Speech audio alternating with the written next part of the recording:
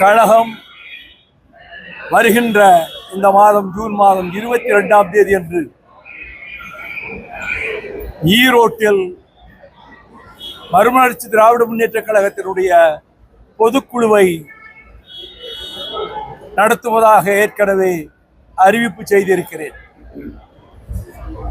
பொதுக்குழு அடுத்த தேர்தல் காலம் வரையில் உள்ள பணிகளுக்கான திட்டங்களை, இயக்கத்தை மேலும் வலுவாகவும் விரைவாகவும் முன்னெடுத்து செல்வதற்குரிய திட்டங்களை அந்த பொதுக்குழுவிலே நாங்கள் பொதுக்குழு உறுப்பினர்கள் முன்னால் எடுத்து வைப்பது பொருத்தமாக இருக்கும் என்று நான் கருதுகிறேன்.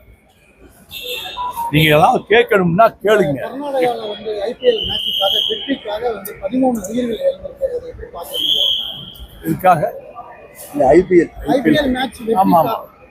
மிகவும் வேதனைக்குரியது.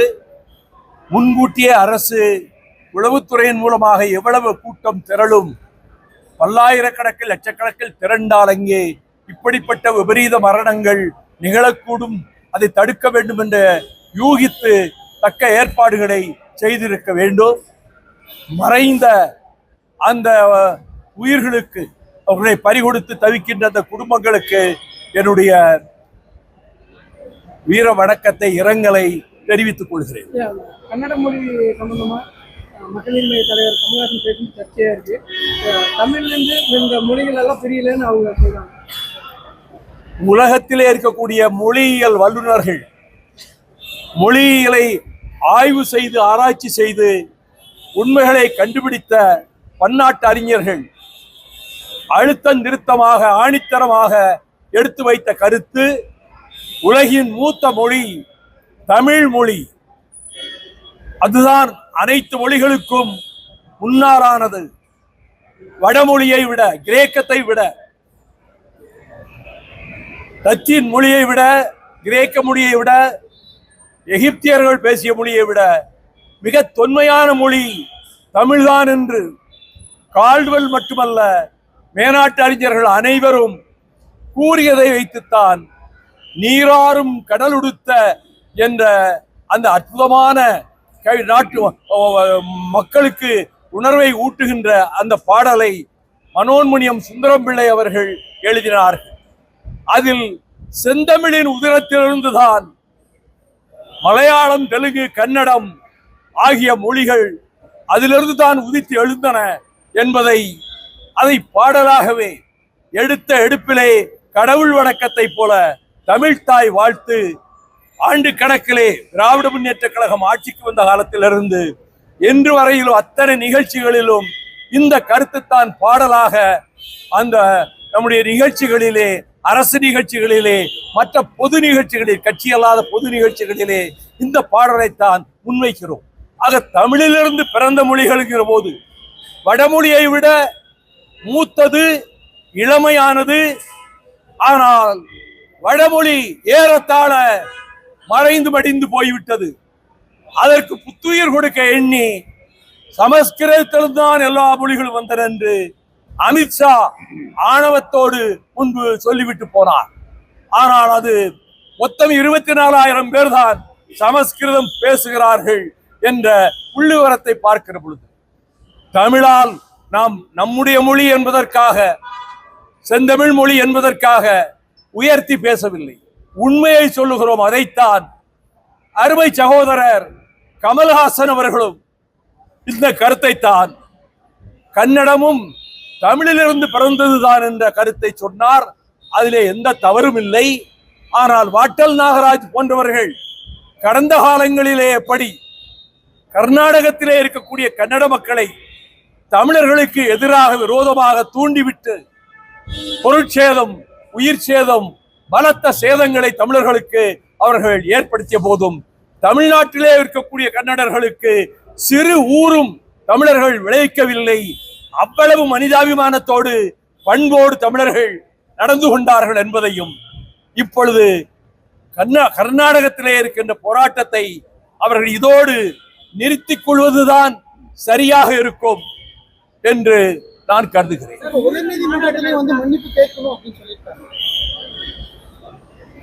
யார் சொன்னா என்ன, உயர் நீதிமன்றம் சொன்னா என்ன, உச்ச நீதிமன்றம் சொன்னா என்ன, உலக ஆராய்ச்சியாளர்கள் ஒப்புக்கொண்டது தமிழ்தான் மூத்த மொழி, முதல் மொழி என்பதாகும். அதுதான் செந்தமிழ் மொழி. சார், திருப்பரங்குன்றத்துல முருகன் மாநாடு நடத்த இந்து சமூக அமைப்புகள் எல்லாம் திட்டமிட்டிருக்கிறாங்க. பாஜகவும் இதை முன்னெடுத்து பண்றாங்க. யூபியில எப்படி ராமரை பிரதிநிதிப்படுத்துறாங்களோ அதே போல தமிழ்நாட்டில் முருகனை பிரதிநிதிப்படுத்தி சில கட்சிகளை எப்படி பாக்குறீங்க? மதத்தை வைத்து அரசியல் நடத்திவிடலாம் என்று இந்துத்துவா சக்திகள் பல வழிகளிலும் முயன்று கொண்டிருக்கின்றன. மற்ற மொழிகளை அழித்து விட்டாலும் பரவாயில்லை என்று. ஆனால் செந்தமிழ்நாட்டில் எப்படி தமிழ் உணர்ச்சி 70 ஆண்டுகளுக்கு முன்னாலே இருந்து பீரிட்டு எழுந்ததோ, மொழி புரட்சி நடந்ததோ, அதுபோல இன்றைக்கு கேரளத்திலே இந்தி சமஸ்கிருதத்தை ஏற்றுக்கொள்ள மாட்டோம் என்றும், அதே கர்நாடகத்திலே நாங்கள் இந்தியை ஏற்க மாட்டோம் என்றும், அதை போல மராட்டியத்தில் நாங்கள் இந்தியை ஏற்க மாட்டோம் என்று சொல்லியும், வங்காளத்திலும் அந்த குரல், பஞ்சாபிலும் அந்த குரல், முன்பு தமிழ்நாட்டில் மட்டும் ஒலித்த அந்த குரல் இன்று பல மாநிலங்களிலே, இந்தி அல்லாத மொழி பேசுகிற மாநிலங்களிலே ஏற்பட்டிருப்பது நல்ல திருப்பமாகும். அந்த உணர்வு வளர்வதற்கு திராவிட இயக்கம், திராவிட முன்னேற்ற கழகம், அரணாக நிற்கின்ற மறுமலர்ச்சி திராவிட முன்னேற்ற கழகம் அந்த திசை நோக்கி மேலும் கருத்துக்களை பரப்புகின்ற வேலையிலே நாங்கள் ஈடுபடுவோம். அத்தியாவசிய பொருட்கள் விலையேற்றத்தை கண்டித்து அதிமுக ஆர்ப்பாட்டம் நடத்தப்படும்.